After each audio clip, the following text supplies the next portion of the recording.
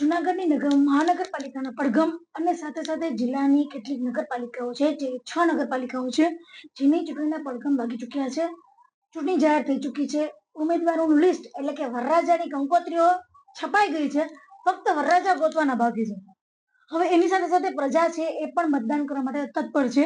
જૂનાગઢની આ જે ચૂંટણી છે એ બહુ જ મહત્વની છે, કારણ કે જૂનાગઢની અંદર કોર્પોરેશનમાં હંમેશા એવું બનતું એવું છે કે પેલા 5 વર્ષ કોંગ્રેસ હતી, પછી બીજેપી આવી, પછી કોંગ્રેસ આવી, પછી બીજેપી આવી, પરંતુ છેલ્લા 10 વર્ષથી બીજેપીનું શાસન છે અને પબ્લિક જે છે એ ખૂબ જ ત્રસ્ત છે. રસ્તા, રોડ, ગટર જેવી સુવિધાઓના અભાવ છે. ટ્રાફિકની સમસ્યા એટલી બધી છે કે જૂનાગઢની અંદર સાયકલ લઈને નીકળવું હોય ને તો પણ લોકોને વિચાર કરવો પડે છે. અને આવા જ સંજોગોમાં લોકો પાસે કોઈ વિકલ્પ નથી અને એટલા જ માટે બીજી વખતે પણ બીજેપીને તક આપવામાં આવી હતી. પરંતુ આ વખતે આમ આદમી પાર્ટી ખુદ તૈયાર થઈ છે કે અમારે પણ આ વખતે કોર્પોરેશનની ચૂંટણીમાં ઝંપલાવવું છે, અમારે પણ નગરપાલિકાની ચૂંટણીમાં ઝંપલાવવું છે. પરંતુ કયા એજન્ડાને લઈને પબ્લિક સમક્ષ કેવી રીતે જશે? કારણ કે પબ્લિક પાસેથી બીજેપીનો જે ત્રાસ છે અથવા તો બીજેપીથી જે લોકો ત્રસ્ત છે એને કેવી રીતે પોતાની તરફ વાળવા, એ માટે આમ આદમી પાર્ટી કેટલી હદે મહેનત કરી રહી છે એ જાણવા માટે આપણે અત્યારે સાથે 3 વ્યક્તિઓ છે. રેશમાબેન પટેલ છે, રાજુભાઈ બોરકતરિયા છે અને સાથે સાથે પરેશભાઈ ગોસ્વામી છે. પેલા આપણે રેશમાબેન પાસેથી જાણીએ. રેશમાબેન, મહાનગરપાલિકાની ચૂંટણી તમે જૂનાગઢને ખૂબ સારી રીતે ઓળખો છો. તમે જૂનાગઢમાં ઘણી બધી વ્યથાઓને લઈને હંમેશા લડતા આવ્યા છો. જૂનાગઢના એવા કયા મુદ્દા છે કે જેને લઈને કોર્પોરેશનની ચૂંટણી છે તમને જીતવી જરૂરી છે અને એ તમે જીતી શકશો? જૂનાગઢની વાત કરીએ તો એ આપણું ઓમ જોવા જાય તો હેરિટેજ સિટી છે, પરંતુ એની સાથે સાથે દુઃખની અને કઠણાઈની વાત એ છે કે શાસક પક્ષમાં ભાજપના જે લોકો બેઠા છે ને અઢળક ભ્રષ્ટાચાર કરે છે. એટલે કે પ્રજા માટે જે પૈસા આવે છે, પ્રજાના વિકાસ માટે, રોડ રસ્તાના વિકાસ માટે, સારા મહાનગર ને આખું દેશ ઓળખવું જોઈએ એટલું સરસ ગિરનાર અહીંયા છે, તો આવા જે સિટી માટે જે ફંડ આવે છે ને એને ભ્રષ્ટાચાર કરીને પોતાના ખીચામાં કઈ રીતે નાખવું ને એ જે ષડયંત્ર આવે છે ને એનાથી સૌથી મોટો ત્રાસ આ જૂનાગઢની પ્રજા વેઠી રહી છે. બીજી વસ્તુ આપને એ જણાવું કે રોડ રસ્તાની વાત આવે ત્યારે રોડ રસ્તામાં આજ પણ એટલી જ સમસ્યાઓ છે. આપણે સૌને ખબર હશે કે ઝાંઝરડા રોડ ઉપર એક ગટરના ઢાંકણામાં એક યુવાન જ્યારે મૃત્યુ પામે છે ને ત્યારે એ વેદના આખા જૂનાગઢની કહેવાય, કારણ કે જે પરિવારમાંથી યુવાન ગયો છે એને ખબર તો આટલી મોટી બેદરકારી કઈ રીતે હોય શકે મહાનગરપાલિકાની. તો આવી અનેક સમસ્યાઓ છે. રોડ રસ્તા ગટર પાણીની સમસ્યાઓ છે જ. આપણે ખબર છે કે વરસાદ થોડોક પણ વધારે આવશે તો પાણીના રેલમ છેલ્લા ઉભરાઈ જાય છે. શા માટે? નરસિંહ મહેતા સરોવર બની રહ્યું છે, ક્યારે પૂરું થવાનું છે, કેટલો ભ્રષ્ટાચાર એમાં કર્યો છે, એના લોખા જોખા બધું જનતા પાસે છે. એટલે અસંખ્ય સમસ્યાઓ છે, ગઈની ગણાશે નહીં, વીણી વીણાશે નહીં. આપણે તો શું કરવાનું છે કે આમ આદમી પાર્ટી એ પ્રામાણિક પાર્ટી છે. અમે જનતા વચ્ચે જઈને એક જ મેસેજ આપવાના છે કે અમે તમારા કામ કરવા માટે છીએ. અમે હંમેશા લોકોના સામાન્ય પ્રશ્નો માટે લડ્યા છીએ. રોટી કપડા મકાનની વાત અમે કરીએ છીએ, રોડ રસ્તા સામાન્ય સમસ્યાઓની વાત અમે કરીએ છીએ અને સમાધાનની વાત કરીએ છીએ. ત્યારે અમારો એટલો જ આશય છે કે પ્રામાણિકતાને એક મોકો આપજો, આમ આદમી પાર્ટીને એક મોકો આપજો. એક હતું શાસન ભાજપને મળ્યું છે ને એના કારણે આજે જૂનાગઢની જે દુર્દશા છે ને એના કારણે છે કે એક હતું શાસન છે કે ભાઈ અમને હરાવવા વાળું કોઈ છે નહીં, પણ આ જનતા જનાર્દન છે. એને આપણે યાદ કરાવવું પડશે કે જૂનાગઢ મહાનગરપાલિકાની જનતા છે ને એ સૌનો બાપ છે, તમે નહીં. એટલે આ સંદેશ સાથે અમે મેદાને જંગમાં ઉતરવાના છીએ. અમારા પ્રામાણિક અને નિષ્ઠાવાન ઉમેદવારોને અમે ઉતારીશું. ભલે એની પાસે બહુ મોટા પૈસા નથી, બહુ તામઝામ નથી, પણ એની પાસે નિષ્ઠા હશે, એની પાસે પ્રામાણિકતા હશે, એનો અડધી રાતે પણ ફોન જનતા માટે ઉપડશે. આવા ઉમેદવારોને અમે મેદાને જંગમાં ઉતારવાના છીએ. રેશમાબેન, હમણાં હાલમાં જ નવી નગરપાલિકાઓ જાહેર કરતી વખતે મુખ્યમંત્રી એક વિધાન કીધું કે જૂનાગઢને મહાનગરપાલિકા જેવી મળી છે એવા કામો હવેની નગરપાલિકા ના કરે એવી રીતે આખું એનું આયોજન કરજો. એ તમને શું લાગે છે કે જૂનાગઢની મહાનગરપાલિકા જે અત્યારે 21 વર્ષની થઈ ચૂકી છે, યુવાન થઈ ચૂકી છે, અને ત્યારે પણ મુખ્યમંત્રીને આવી ટકોર કરવી પડે? સાચી વાત છે. જ્યારે સત્તા પક્ષના જ લોકો આવી ટકોર કરે છે, પણ મુખ્યમંત્રી તરીકે, ત્યારે એ વસ્તુ સાબિત કરે છે કે અમે જે વિરોધ પક્ષ જે બોલી રહ્યું છે ને સચોટ અને વાસ્તવિકતા બોલી રહ્યું છે. અમે માત્ર વિરોધ કરવા માટે વિરોધ નથી કરી રહ્યા. અમે પ્રજાના પૈસાનું જે રેલમ છેલમ થઈ રહી છે અને જે ઘર ભેગા થઈ રહ્યા છે ને એના કારણે અમારી વેદના બોલી રહી છે. વિરોધ પક્ષનું કામ શું છે? આજે અમે 10-15 જણા હોઈએ છીએ પણ રોડ રસ્તા ઉપર જઈને અમે સમસ્યાઓ માટે ઉજાગર કરીએ છીએ, લોકો માટે લડીએ છીએ. એટલા માટે લોકોને પણ હવે બહાર નીકળવું પડશે. લોકોએ આ વસ્તુને સમજવી પડશે કે તમે જે ભ્રષ્ટાચાર યુક્ત સત્તાને પસંદ કરો છો ને એના કરતા હવે એક નવી અને પ્રામાણિકતાને તમે પસંદ કરો. જે રીતે મહાનગરપાલિકા 21 વર્ષની થઈ છે, હજી સુધી આપણે ઘણી બધી સમસ્યાઓથી પીડાઈએ છીએ. આ જો ટુરિઝમની વાત કરીએ, ભલે મહાનગરપાલિકામાં આવતું નથી છતાં પણ વ્યવસ્થા તો ગણાશે ને. ટુરિઝમને શું હાલત છે સમજો. આજે આપણે બીજા કોઈ સ્ટેટમાં જઈએ છીએ તો ટુરિઝમ સારું છે, તો આપણા ટુરિઝમને કેમ નથી ડેવલપ કરતા? તો ઘણી બધી સમસ્યાઓ છે. જ્યારે જુનાગઢને એટલું રળિયામણું બનાવે મહાનગરપાલિકા કે સામેથી લોકો આવવા જોઈએ કે ના ના, મહાનગરપાલિકા આટલી બધી સુંદર છે, આટલી બધી સ્વસ્થ છે, આટલું બધું સરસ મજાનું એમાં જોવાલાયક વસ્તુ છે, ઇતિહાસ એમાં વણાયેલો છે. તો બસ આ જ આશા સાથે અમે મહાનગરપાલિકા જીતવા માંગીએ છીએ કે અમે મહાનગરપાલિકાને માત્ર ગુજરાતના નહીં પરંતુ દેશના એક એક રાજ્ય સુધી, એક એક ઘર સુધી પહોંચાડવા માંગીએ છીએ કે અહીંયા ગિરિવર ગિરનાર છે, અશોકનો શિલાલેખ છે, અહીંયા અસંખ્ય વસ્તુ છે, પવિત્ર ધામ છે, સંત અને સુરાની ધરતી છે. તો આ દરેક વસ્તુને અમે પહોંચાડવા માંગીએ છીએ અને અમને જીતાડશે પ્રજા તો ચોક્કસ અમે એમના કામ કરતાની સાથે સાથે દેશ સુધી આપણા જુનાગઢને પહોંચાડવાનો પ્રયાસ કરીશું. ચોક્કસ.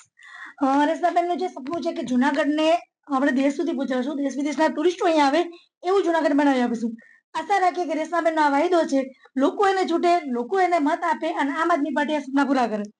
સાથે સાથે વાત કરીએ નગરપાલિકાઓની. જુનાગઢની 6 નગરપાલિકાઓ છે કે જેમાં એક નગરપાલિકા વંથલીની છે, વિવાદાસ્પદ છે.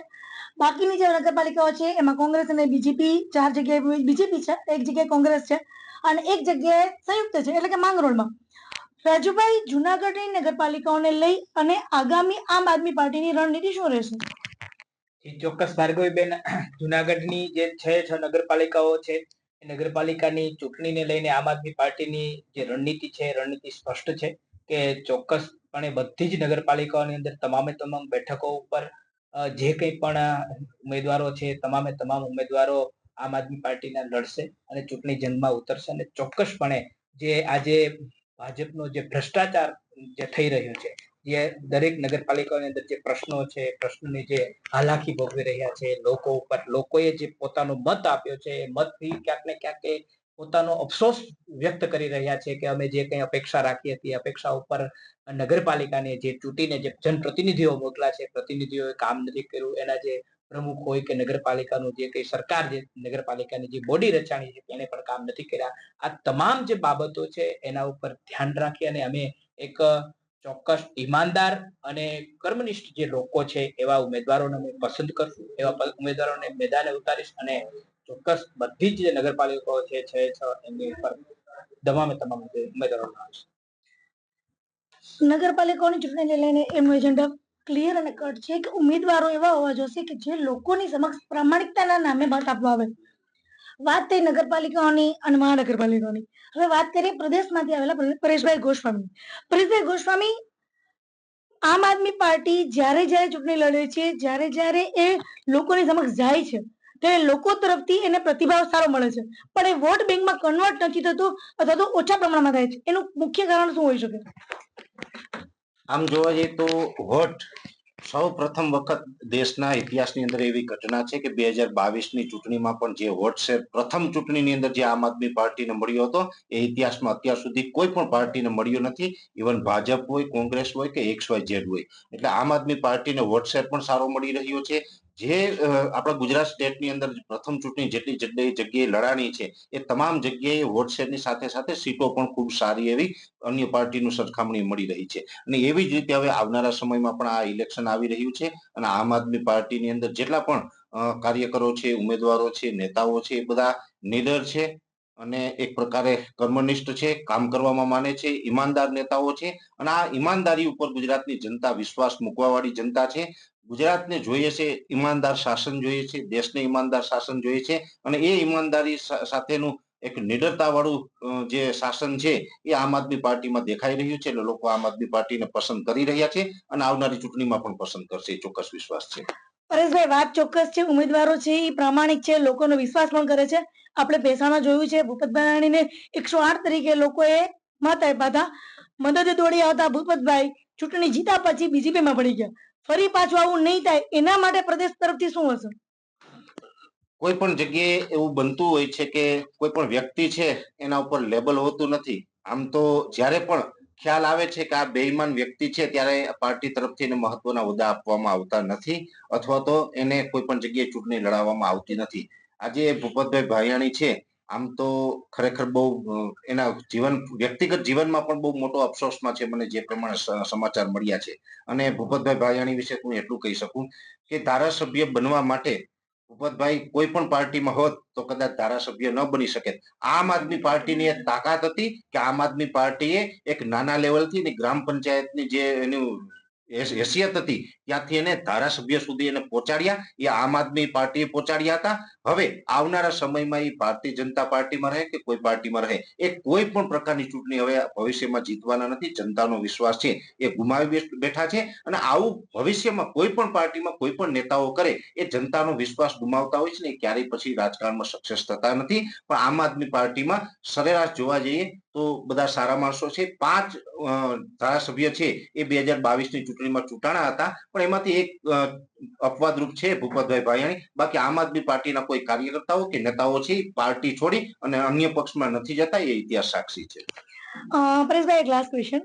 કોંગ્રેસ અને આમ આદમી પાર્ટી શું મહાનગરપાલિકા અને નગરપાલિકાની ચૂંટણીમાં બંને સાથે લડશે ખરી?